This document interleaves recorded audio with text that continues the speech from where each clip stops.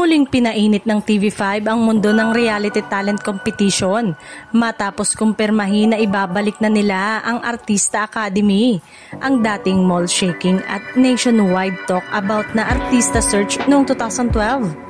Sa pagbabalik nito, mas malaki, mas moderno at mas digital ang format at agad itong naging usap-usapan kung eto nga ba ang magiging pinakamatinding pambato ng TV5 laban sa nagbabalik siglang franchise ng ABS-CBN ng Pinoy Big Brother.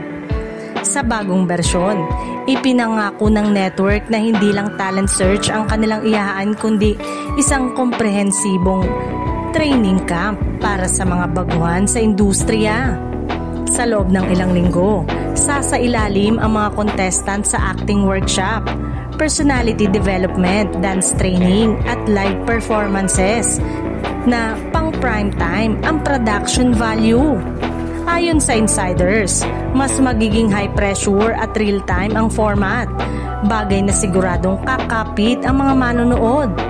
Inaasahan ding kilalang direktor, established actors at industry mentors ang magiging bahagi ng faculty ng bagong Artista Academy. Layunin ng TV5 na mag-produce ng fresh faces na maaaring ilaban sa masikip na kompetisyon ng showbiz ngayon, kung saan halos lahat ng network ay nagpapalakas ng sariling artist pools.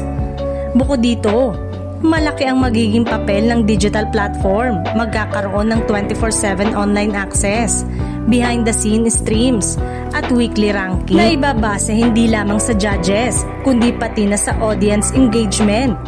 Dahil dito, marami ang naniniwalang maaaring ito ang umagaw ng pambatang audience share na matagal ng hawak ng reality shows tulad ng PBB. Bagamat walang direktang kumpirmasyon na ito ay partikular na tatapat sa PBB, hindi maikakaila na malaki ang ambisyon ng TV5 na makipagbakbakan muli sa primetime at talent reality genre.